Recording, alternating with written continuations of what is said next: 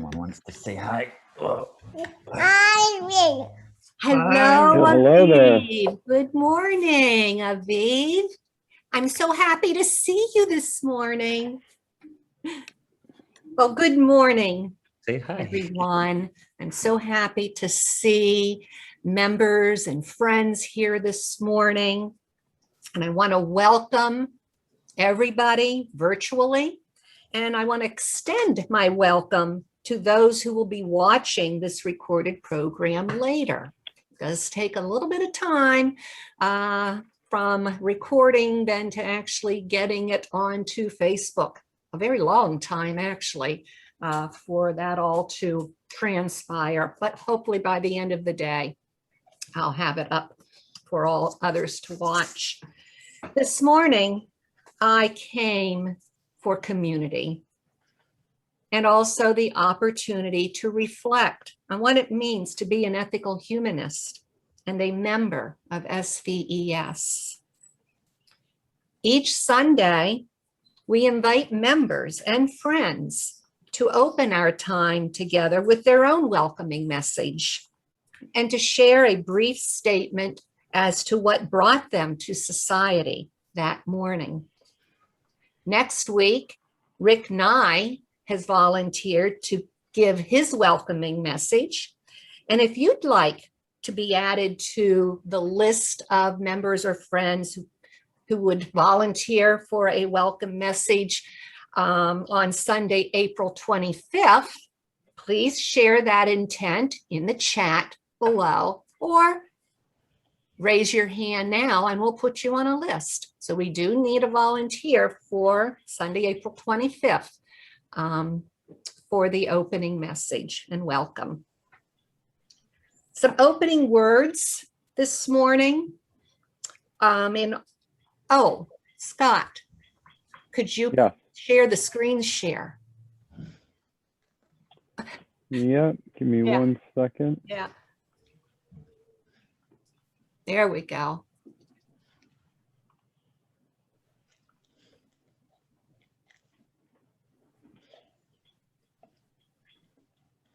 Okay.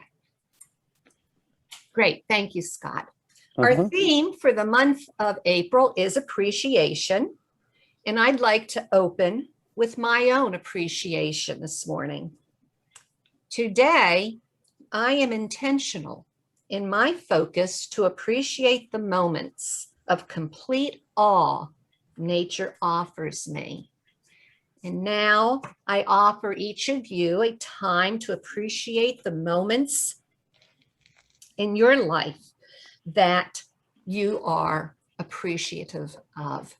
And you can share those appreciations in the chat below or raise your hand if you'd like to share with all of us. I guess to see everyone, Scott, I can't see folks. So maybe we can go back to the screen so I can see everyone. There we go. There we go. So if anyone would like to share their appreciation this morning, please feel free again to do that in the chat below or raise your hand and you can share them with all of us.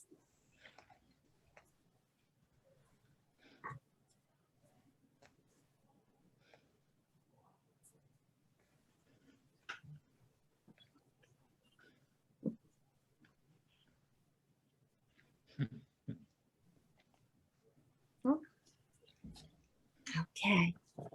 All right. Well, I know you all appreciate something. Amir, I think that was a hand that you muted. Sorry, I muted myself again. It's maybe kind of obvious one, but I really appreciate this little one here and the joy that she really brings every day. It's like just learning like new things that she does, and honestly just even having, you know, someone in your life who's you can just love so much. Thank you, Amir. It's beautiful. Okay, anybody else? Right. All right. So, Scott, we can turn it over to you, and thank you very much. So, why do we gather as what I call not just a community, but an intentional community? We meet to deepen our sense of the meaningfulness of life, to shine light on the ideas with which we guide our choices. We meet to give us courage to take the higher path and to get to know one another over time in appreciation of each one's unique and incomparable worth. And together, we work for a world where love and justice cross all borders.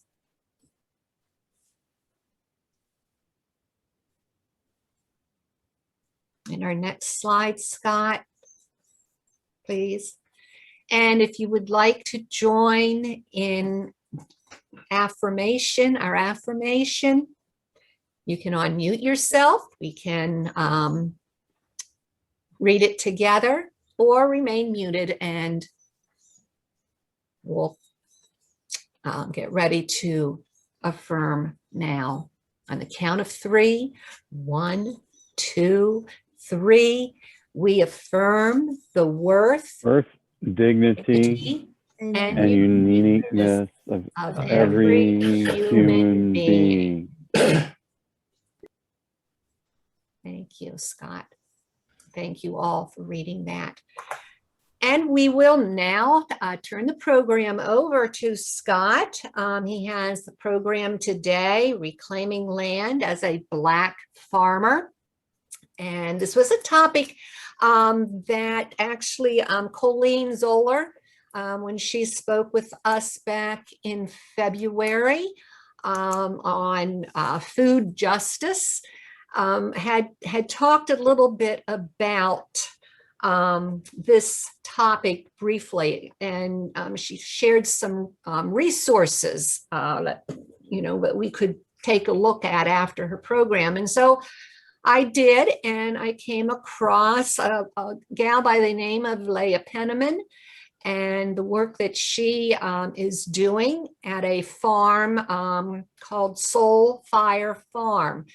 And I quickly passed this on to Scott, because I thought it would be something that he would be interested in as well.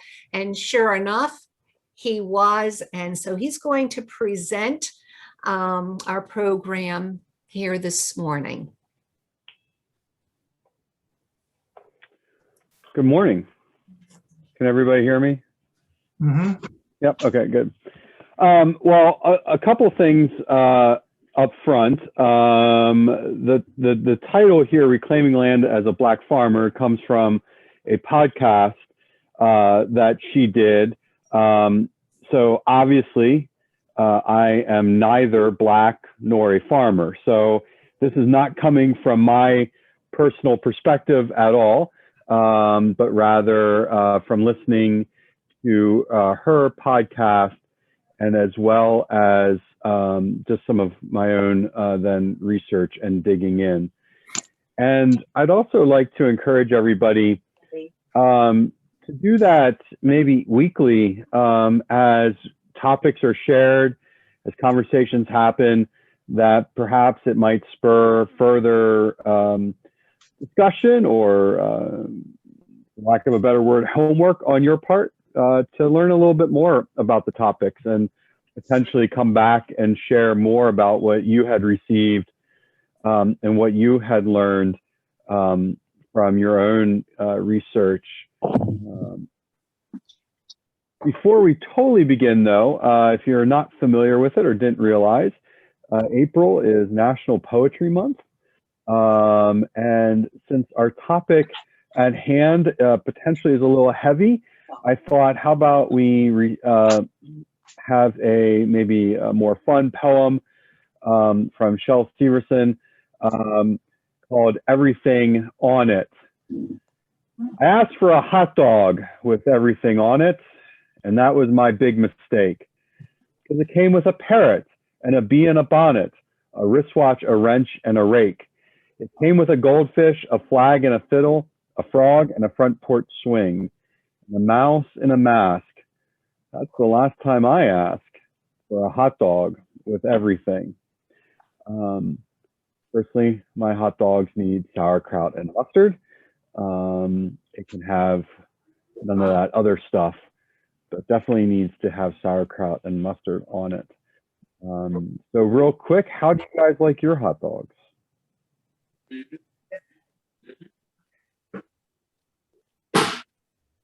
Mustard and onions. Well, I just like mine with ketchup. Mustard and a lot of onions, that's for sure. There you go. Yeah, I was gonna say everything, but not everything. Burnt with Burnt. ketchup and onions. Yes, my wife likes her hot dogs burnt as well.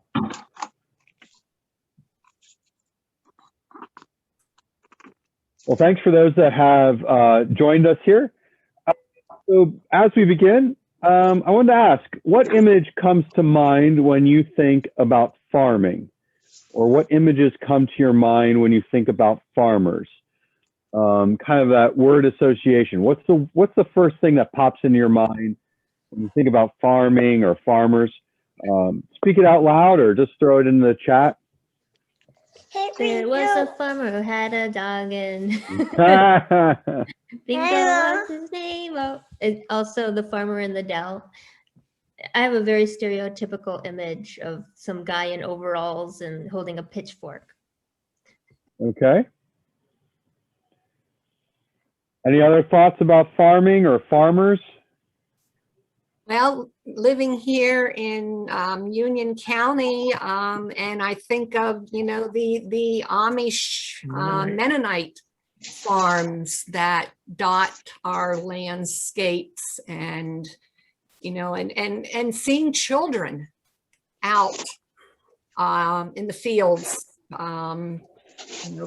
working with potatoes or strawberries, which will be coming up.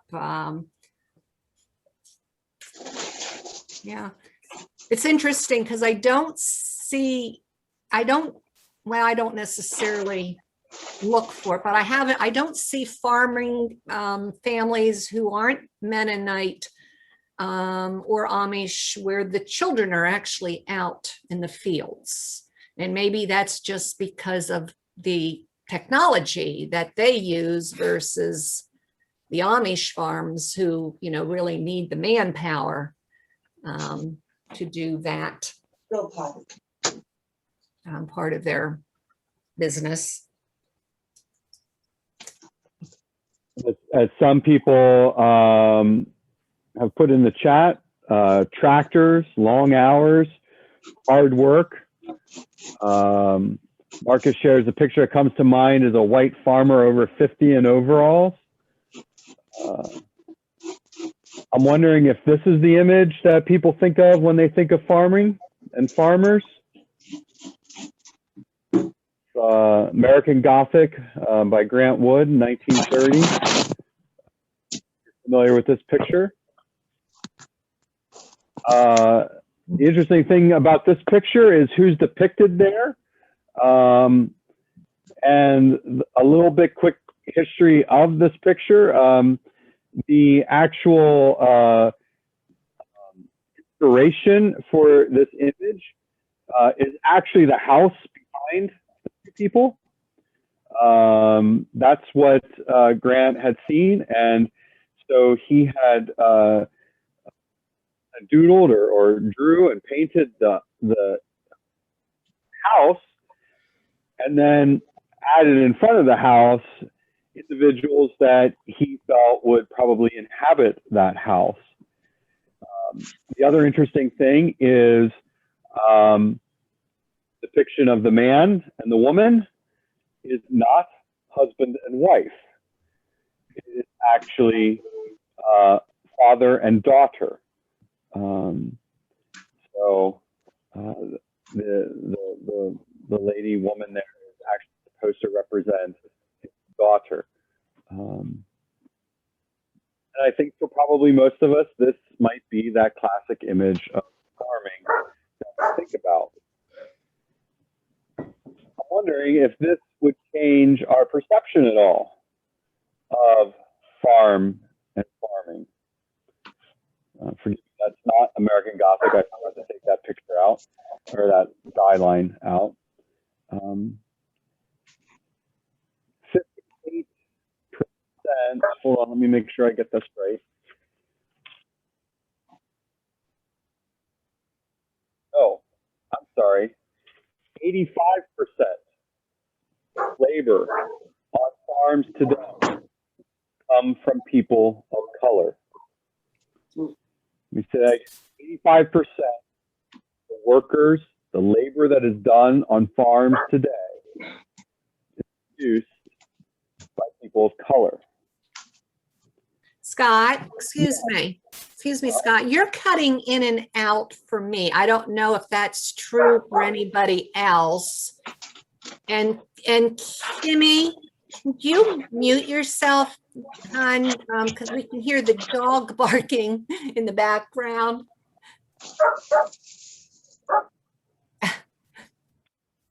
Okay, I'm sorry. That's fine. Am I still coming in and out? You not? Does everybody hear me, or am I cutting out for everybody?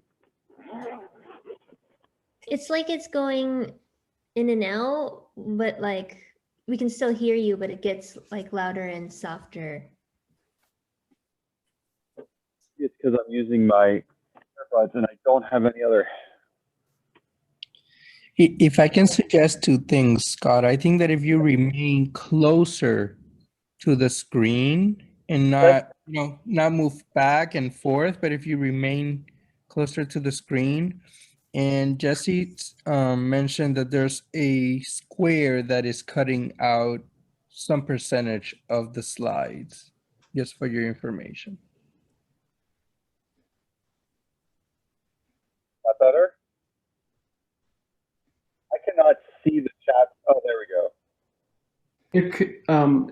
It could also be, Scott, that this happens with my AirPods all the time, that they're not really connected, that you're actually using your computer audio rather than the AirPods.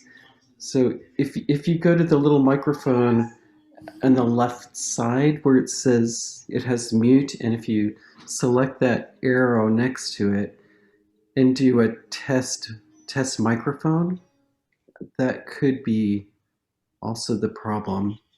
I mean, that might fix it.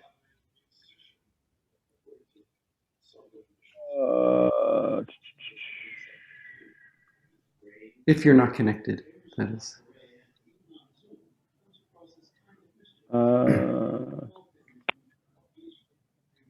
Hello. That sounds good. All right, we're all good? Yeah. Okay. Do you guys still have this screen thing on the screen, the blank spot? Yeah, we still have the black square on. Did it go away now? It's smaller. It's gone. It's gone. Okay. That's because I think I was trying to see everybody, so I had, anyways. So I shared this image since more, as I said, 85% of labor on farms actually comes from people of color.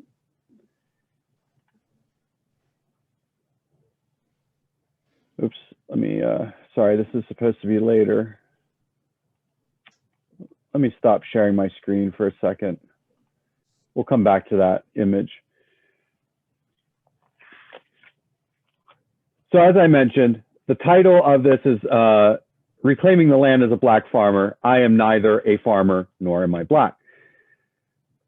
So where does this all come from? It comes from a podcast I listened to, and I want to share a little bit about what she had shared about reclaiming the land, about decolonizing the land, and what that means for us and how we can be a part of actually this anti-racist work that I think is very important for us, especially when it comes to farming, because farming is and should be seen as a justice issue. So to begin, I want to share the story of the three sisters. Perhaps you're familiar with the story. I think as I share it, you might have heard it before, but the three sisters are the three main companion crops of multiple indigenous people groups. It would be maize or corn, squash, and beans. These three sisters were given to the indigenous people as basically a bounty for life, to help them survive. It was a gift. And as such, the indigenous people always gave out the three sisters as a gift to those that they would meet, or those that they would come in contact with, especially those that were in need. So think of other tribes, other indigenous people that they would meet, and also think of the colonizers or the settlers that came. The reason that they were able to survive in this quote unquote new land, which was only new to them, it is not necessarily a new land, was because of the three sisters, because of the gift that the indigenous people gave to them. What is so important about these three sisters? Why are they known as the three sisters, these three crops? The importance is that these three crops were always grown together. They're companion crops. The maize or the corn provides a structure for the beans to climb on. The beans provide the nitrogen back into the soil that both the squash and especially the corn or the maize needs to use to feed and to have nutrients. And the squash would spread along the ground, blocking out the sunlight to keep the soil moist and fresh and not dried out. And as well, it would prevent the establishment of weeds. And the leaves of the squash also would act as a living mulch, creating a microclimate to retain moisture in the soil. And the prickly little hairs would deter the vines, deter the pests from eating the crops. These three crops grew together as companions.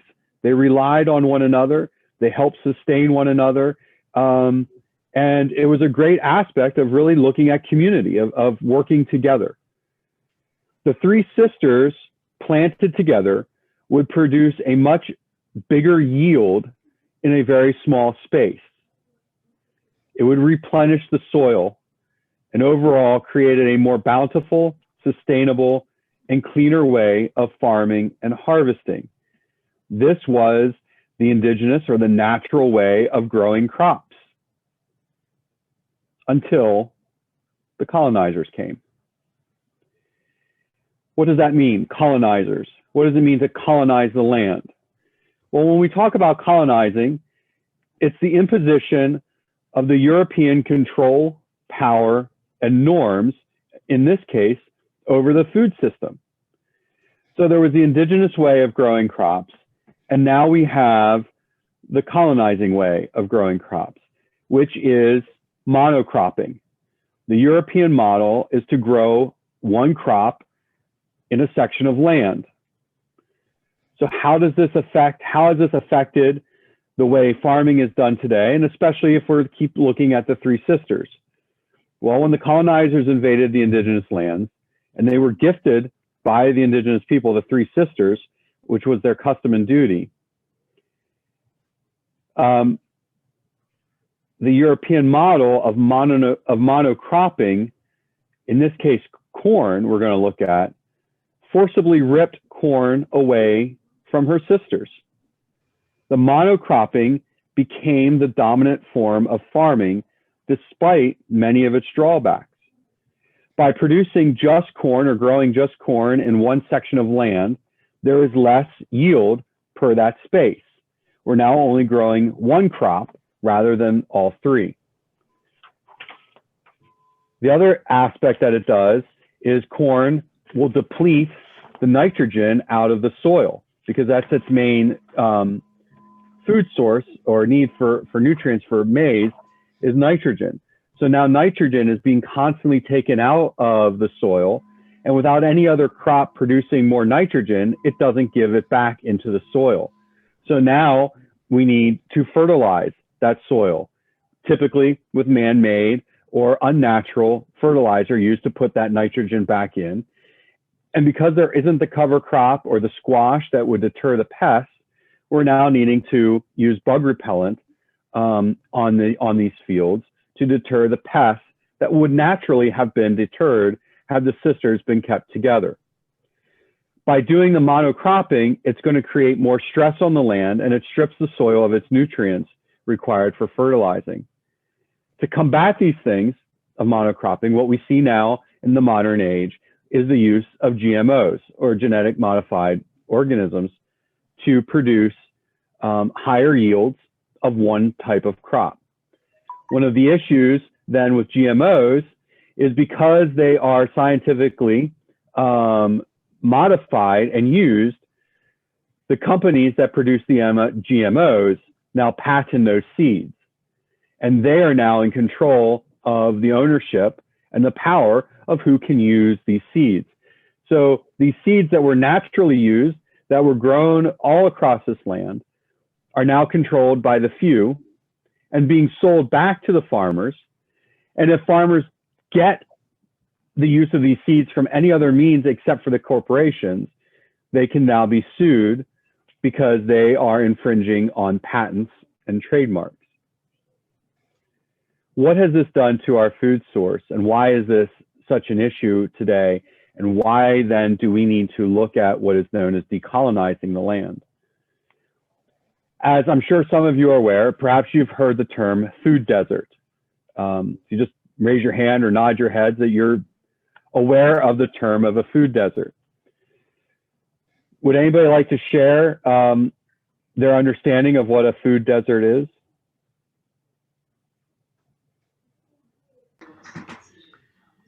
Yeah. Oh, go ahead. I was going to say it's an area where there isn't really access to fresh food and produce, and in sort of an affordable way. Like I think of places, especially urban areas, where maybe your best bet is sort of like a corner store bodega rather than you know, proper supermarket or farmer's market.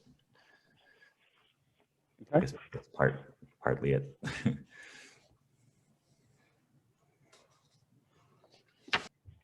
Oops, sorry. Marcus, did you want to add anything to that? No, that's my understanding too, and I think that it's generally used as Amir says, to describe urban areas, and it's usually accompanied by descriptions of urban blight and white flight and all of those other social issues that come along with that.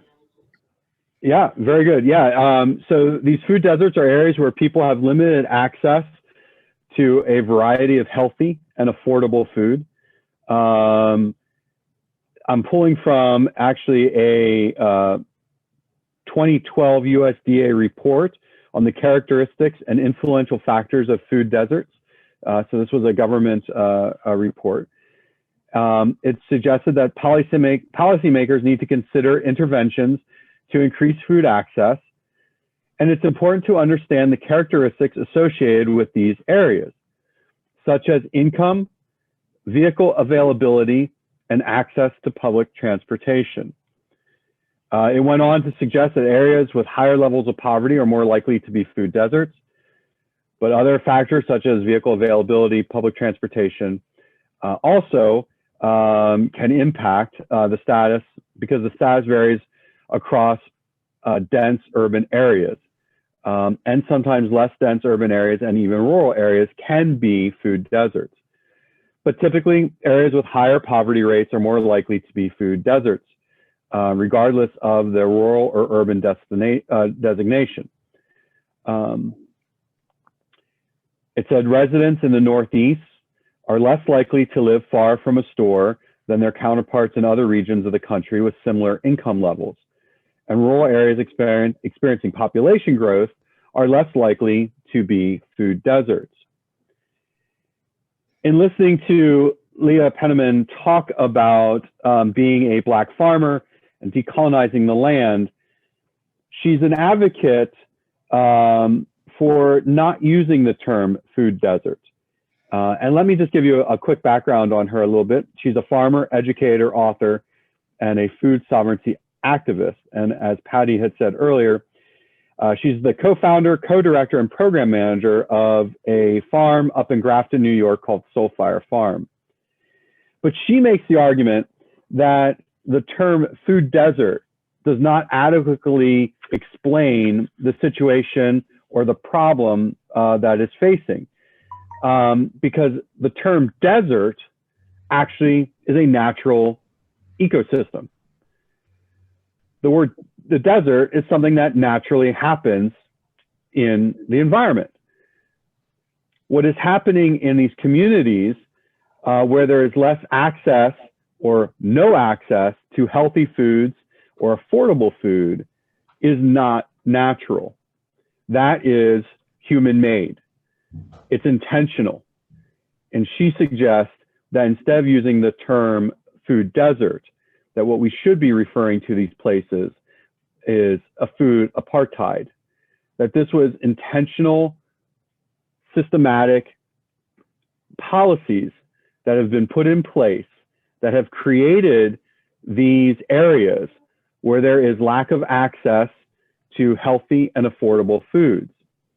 So it's not a food desert, but rather food apartheid. And one of her reasonings is, or a couple of her reasonings is, that the people that live in these areas, it's not that they don't know how to make healthy choices. It's not that they don't know how to cook food. The question is, what food is available to them? What food is there that they have access to that then creates some of the plight that we see that happens in the food apartheid areas of diet illnesses or diet-related illnesses, obesity, malnutrition, high blood pressure, hypertension. That is not necessarily a result that the people don't know what to do or how to eat or how to make healthy choices, but it is definitely a result of the food that they have access to. There is some this practicality of, if you have limited resources, are you going to use those resources to drive to go find healthy foods? Or are you going to go down to the corner store that only has the junk food, the snack foods, the high processed foods? Are you going to go to the restaurants where the food is more expensive because they don't have access to it themselves? Or are you going to go to the local fast food place where you can get a greater quantity of food at a cheaper price? So the issue here is a human-created system that has regulated hunger and diet-related illnesses because of a zip code, that the issue isn't that they're necessarily food deserts. And one of her arguments is that people that are malnutrition, people that are facing these illnesses, it's easier to control them. They're not going to be as resistant to the issues because of their health issues. So what are some of the examples of some of these food policies that have historically created this food apartheid? And so I'd like to give you some history lesson here real quick, if you don't mind. Has anybody ever heard of 40 acres and a mule? Amir, you have. Patty, I see you shaking your head. I can't say I was really aware of it. I think I might have heard of it. But what it was 40 acres and a mule was after the emancipation, 400,000 acres of land, a strip of coastline stretching from Charleston, South Carolina to the St. Johns River in Florida, including the Georgia Sea Islands and the mainland 30 miles from the coast, would be redistributed to the newly freed slaves. Did you hear that? 400,000 acres of land was going to be redistributed. This is right after the Civil War, after emancipation, during Reconstruction. There was going to be a policy that was agreed upon by the Union to redistribute land. Put another way, reparations was going to be paid to now the newly freed slaves who worked the land, who understood this land, whose flesh and blood was in this land growing the food. This was going to be redistributed to them, 400,000 acres. It was going to be distributed 40 acres and a mule. This, of course, as we know, is a broken promise. That never happened. When Andrew Johnson became the next president, Lincoln's successor, Andrew Johnson was a sympathizer with the South, and he overturned the order. And in the fall of 1865, the order of 40 acres and a mule was overturned, and it never happened. Sadly, it was concluded that return to the land along the South Carolina, Georgia, and Florida coast of the planters who had originally owned it, the very people who had declared war on the United States of America, was given their land back. It makes me wonder, what would happen today? What would it look like today if 40 acres and a mule was actually carried out? In its heyday, at the prime, which was around 1910, 14 to 15% of all farms were owned by black farmers. That would have been 15 to 16 million acres of land in 1910 was owned by black farmers. Today, that sits at around 1 to 2% of all land is owned by black farmers. 98% of the rural land is owned by white farmers. And as I previously stated, but 85% of the workers on that land is done by people of color, black or brown. What other policies have created this food apartheid? Back in the 30s, during the Depression, there was the Fair Labor Standards Act that was passed in the 1930s. I think it was around 1938, which we mostly all benefit from today. It helped create the 40-hour work week. And what it did was it created overtime pay and a standard of pay and fair labor practices for all people. Well, not quite all people, because you see, there was carved out a pretty big exemption out of the Fair Labor Standards Act. Any guess who was exempted from the Fair Labor Act? Farmers. Farmers were exempt from the Fair Labor Standards Act. Well, more specifically, farm labor. The people that worked on the farm, the workers, the laborers were exempt. How did that happen? Well, let's give you a little history here. On today's dairy farmers, it's typical for a worker on a dairy farm to work anywhere from 60 plus hours on a farm. Most of the dairy workers today are immigrants from Latin America. Most farm workers are excluded from overtime pay, and even on small farms, they're exempt from having to pay minimum wage.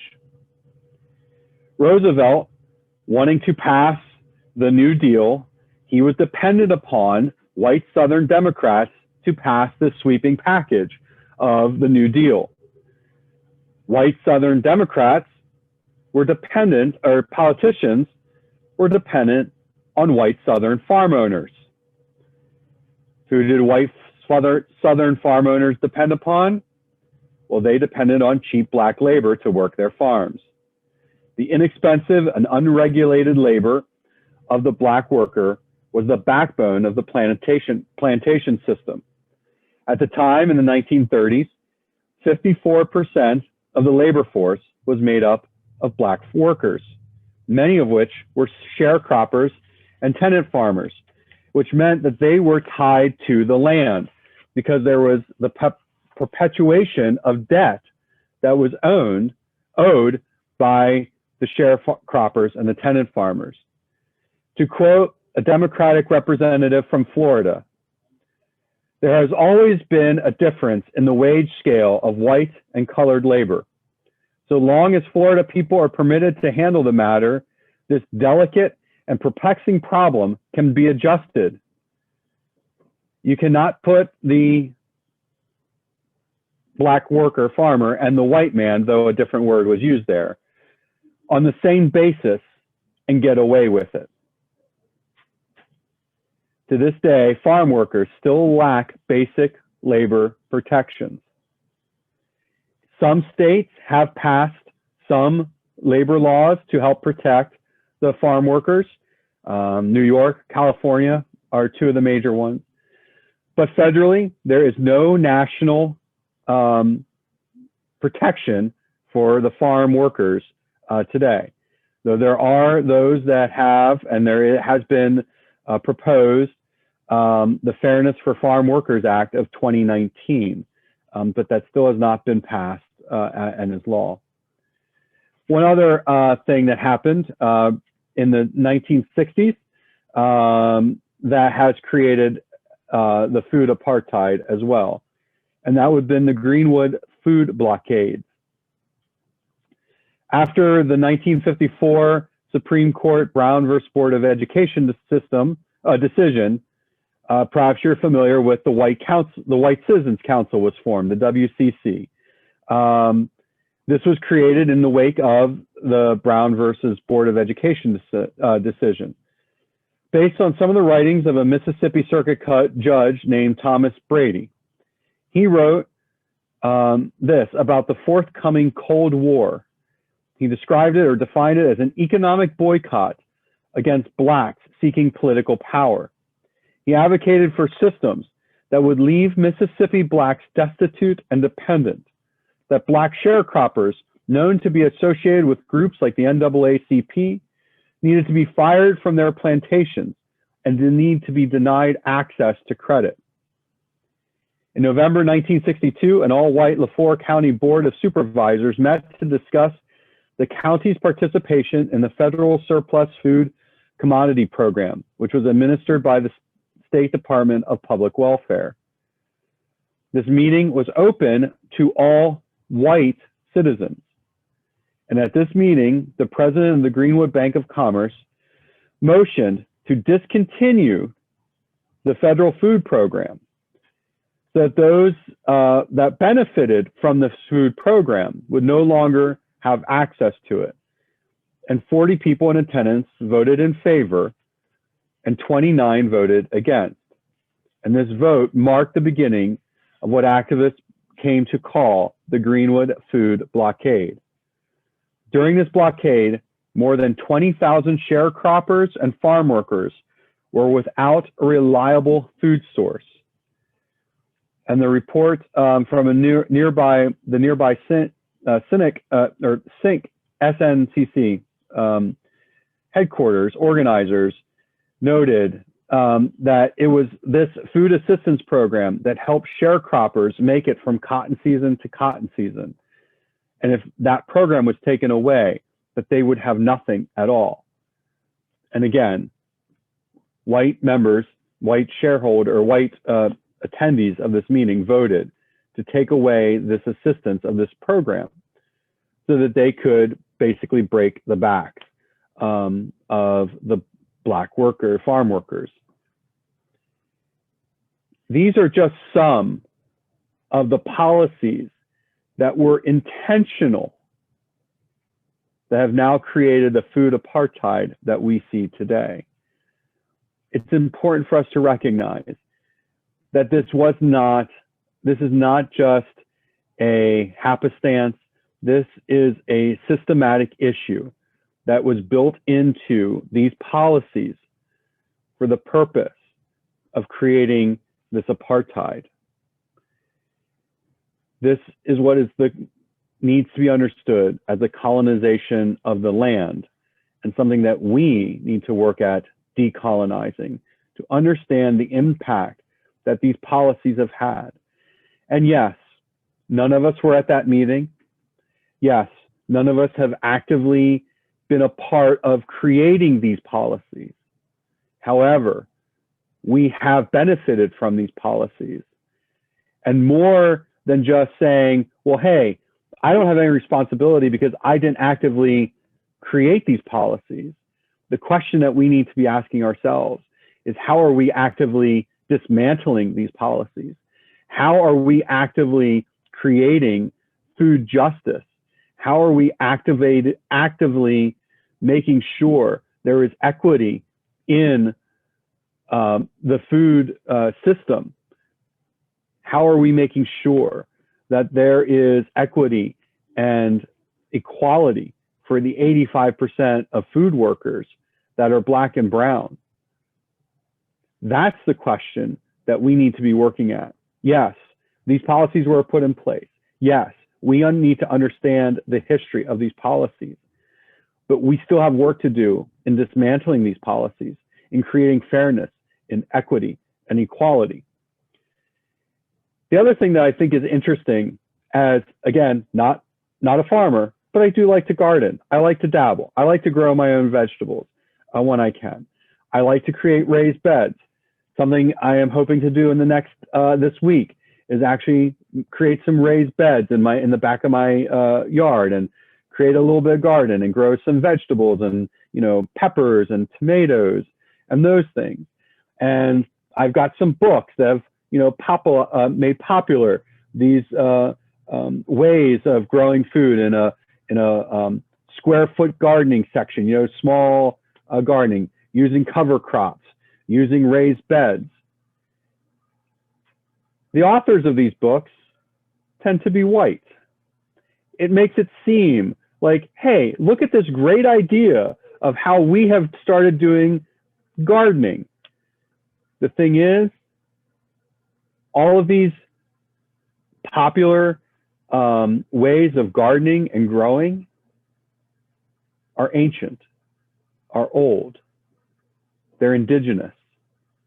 They were created and sustained and used by Black and brown farmers long before we started colonizing the land and now looking at ways that we need to fix our mistakes. For an example, composting. Cleopatra in 50 BC is reported to have seen worms composting. And in seeing this and observing this, she enacted laws to make the removal of earthworms in Egypt a crime punishable by death. The idea of raised beds is not unique to us. It was a very common practice by indigenous people. Using cover crops. Again, the three sisters that I shared in the beginning, that's how that was done for centuries. The other individual that I think is important for perhaps people to look up and to understand, George Washington Carver in the 1800s was popularizing and promoting these ideas. Yet people did not necessarily take him up on the things that he was promoting. Again, it was the colonization of the land, of using monocrops that controlled. Yet he was saying there are better ways of doing it. There are better ways to growing plants. There are better ways to produce higher yields. There are better ways to promote the soil and nutrients into the soil. Yet here we are, still dealing with the policies and practices that have been used.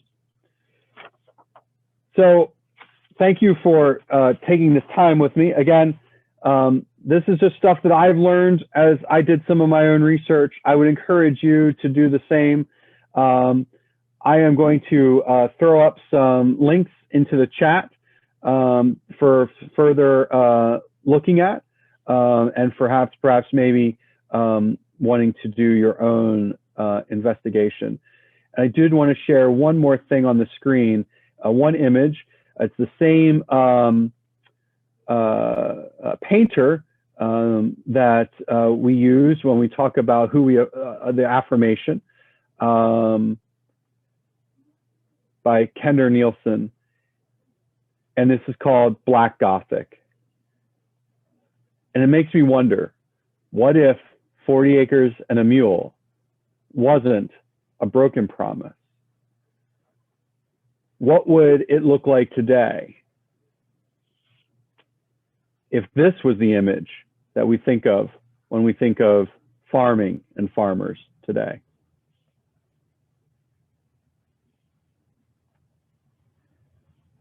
And with that, I will turn it back over to Patty.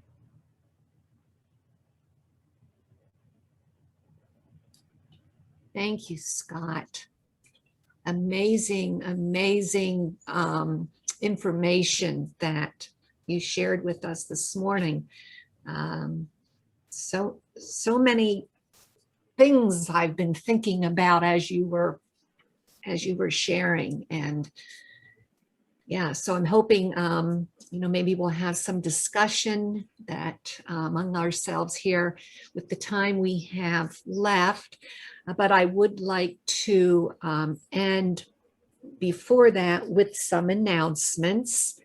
And Scott, I know you're busy putting up some information on the chat, but are you able to? Yep. Give me a second. Yes. Look at the announcements screen, and if you have a piece of paper and pencil handy, you might want to jot down some of the things that are coming up. There we go. Great, thank you. I want to remind anybody who is interested in ethical action at our society, there is a meeting. It is Monday evening, not Tuesday, which I had put in the newsletter that went out last week. So Monday night at 7 o'clock, there is a meeting, and if you would like to attend, please contact me and I'll give you the link to the meeting. Everyone is welcome. And our chair for our ethical action team is Phyllis Marquette, and she will be sharing some of the ideas that we have coming up to work together on. And then next Sunday, we have a speaker, J.D. Stillwater. J.D. is a scientist, educator, speaker. Had the opportunity to connect with him last week, and he's going to have just an amazing program, Science and Interconnection, a message of peace and hope. And I did in the newsletter send the link to his website if you would like to read up on JD and his work prior to next Sunday's gathering. Also, a reminder to check your emails. Invoice was sent out to our contributing members. Quarterly contributions are due. And if you would please help us save costs in sending out paper invoices and the purchase of envelopes and stamps to send those out. Would you please make your contribution online? But you are able still to write a paper check and mail it to us. Just make sure that you open up the invoice and you get the invoice number and add that to your check so that we are able to account for your contribution. Again, I want you to know that last week we had our town hall meeting, and we're beginning to do some deep reflection and conversation on the future of our society and what we want it to look like as we move forward. in building what we have, growing what we have. So look for emails that are coming out, look for postings on Facebook, look for our newsletters and how you can take part in growing our society with us. And so with that, let's open things up to conversation about Scott's wealth of information he gave us, and maybe what we as a society might think of participating in or doing to educate others. I think that is one of the things that we do as an ethical society is education. So raise your hand if you have something you would like to share. And I'm